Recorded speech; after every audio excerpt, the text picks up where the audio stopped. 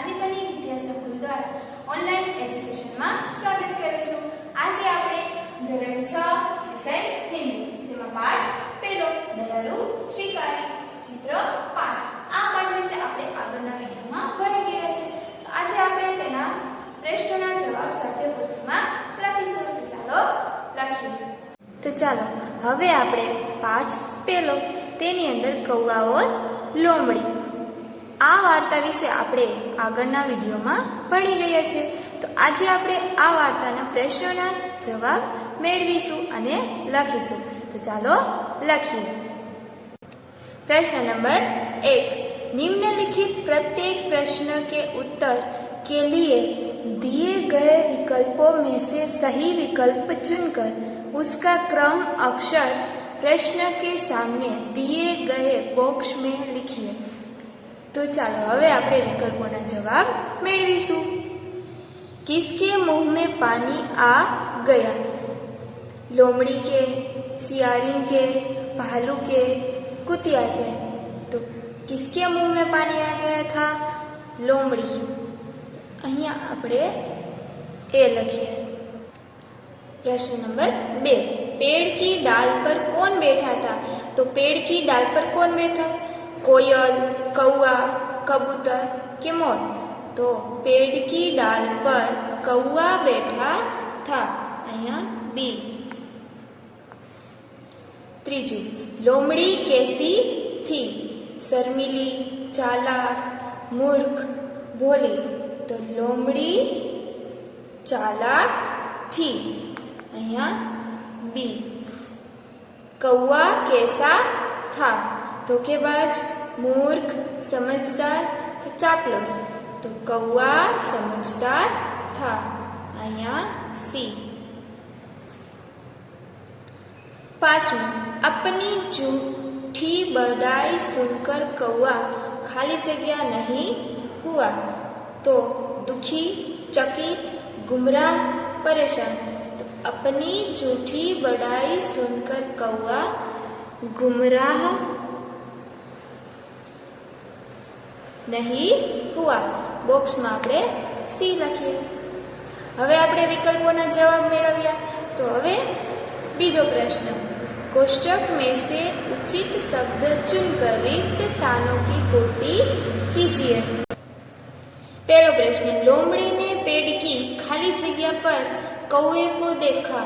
लोमड़ी ने पेड़ की डाल पर, अहिया डाल पर कौवे को देखा। बीजू, लोमड़ी ने कौवे से खाली जगह सुनाने के लिए कहा। लोमड़ी ने कौवे से गाना सुनाने के लिए कहा। कौवा लोमड़ी की खाली जगह समझ गया। कौवा लोमड़ी की चालाकी समझ गया। चौथुं, फिर कौवे ने मजे से खाली जगह खा ली। फिर कौवे ने मजे से रोटी खा ली। अहींया आपणे खाली जगह पूर्ण थाय छे। तो हवे आपणे त्रीजो प्रश्न जोईए। सही वाक्यांश चुनकर विधानों को पूर्ण कीजिए। पहलो प्रश्न, लोमड़ी ने कौवे का गाना सुनने की इच्छा प्रकट की क्योंकि कौवे का गाना अच्छा था। वह उससे रोटी ले लेना चाहती थी।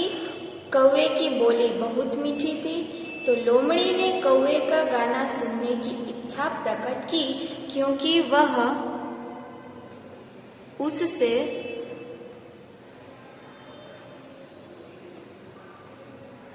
रोटी ले लेना चाहती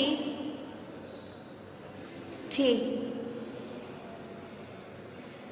बीजू, कौवे ने रोटी अपने पंजे से पकड़ ली क्योंकि लोमड़ी नाराज हो गई थी। लोमड़ी आश्चर्यचकित रह गई थी। वह लोमड़ी की चालाकी समझ गया था। कौवे ने रोटी अपने पंजे से पकड़ ली क्योंकि वह लोमड़ी की चालाकी समझ गया था।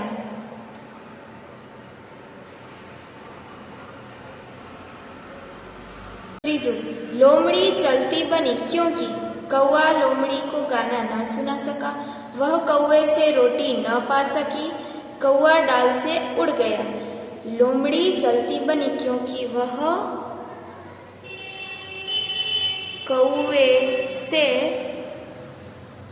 रोटी न पा सकी। અહીંયા આપણું આ વાક્યાંશ પૂરું થાય છે। તો હવે આપણે પ્રશ્ન 4 જોઈએ। निम्नलिखित प्रश्नों के उत्तर एक एक वाक्य में लिखिए। तो અહીંયા આપણે એક એક વાક્યના પ્રશ્નોના જવાબ મેળવીશું। प्रश्न 1, लोमड़ी ने कौवे को कहाँ देखा? तो लोमड़ी ने कौवे को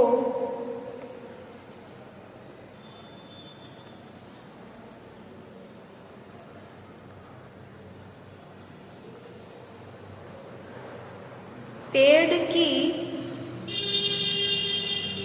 एक डाल पर बैठा देखा।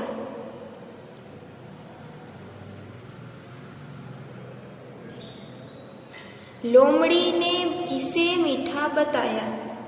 लोमड़ी ने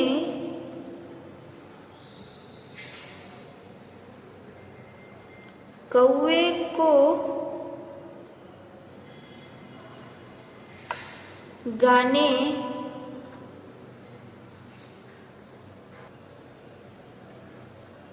को मीठा बताया।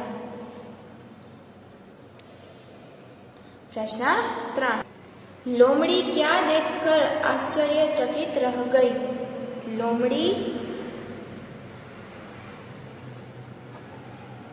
कौवे की समझदारी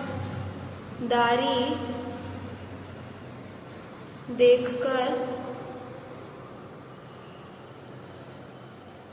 आश्चर्यचकित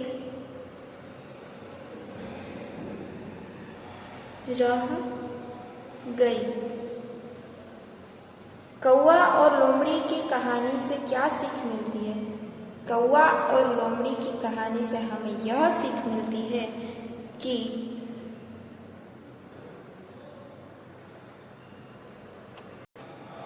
अपनी झूठी बड़ाई सुनकर हमें गुमराह नहीं होना चाहिए।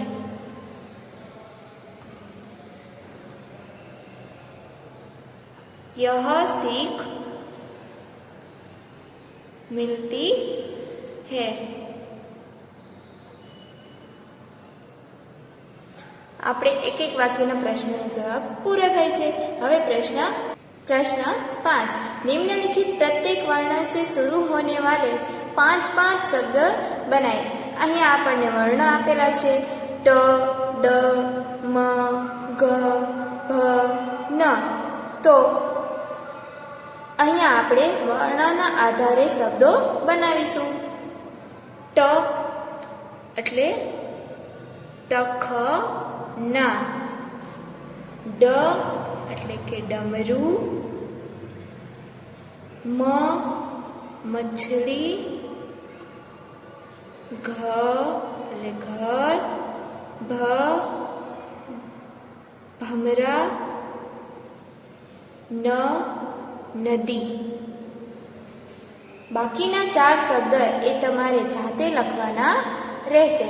તો હવે આપણે પ્રશ્ન 6, निम्नलिखित विरुद्धार्थी शब्द ध्यान से पढ़िए और उनका वाक्य में प्रयोग कीजिए।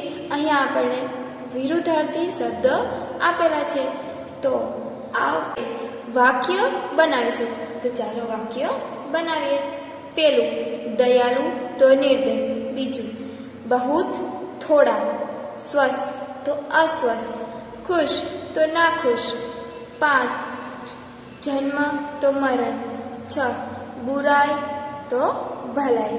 તો હવે આપણે વાક્ય બનાવીએ. દયાલુ તો તેનું વાક્ય બનાવીએ.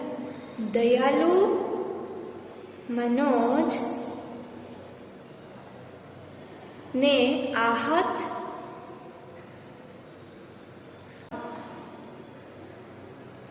चिड़िया को बचाया.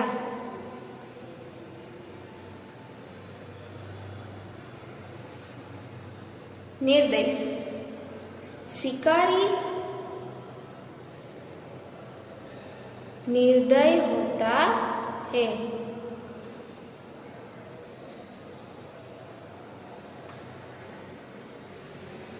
बीजू बहुत तुम बहुत थक गए हो. थोड़ा अब थोड़ा आराम कर लो. तीजू स्वस्थ आज मैं स्वस्थ हूँ. अस्वस्थ कल मैं अस्वस्थ था. चौथुं खुश वह हमेशा खुश रहता है. नाखुश मैंने उसे कभी नाखुश नहीं देखा. 5 जन्म रोज कई बच्चों का जन्म होता है. मरण रोज कई लोगों का मरण होता है.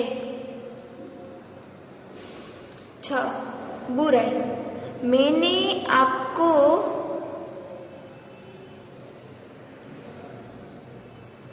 साथ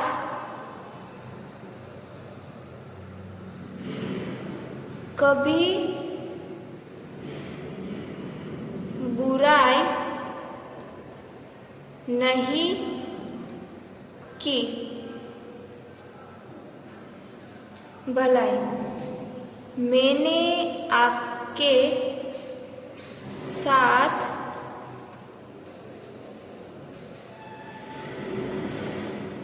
हमेशा भलाई की है. અહીંયા આપણે વિરુદ્ધાર્થી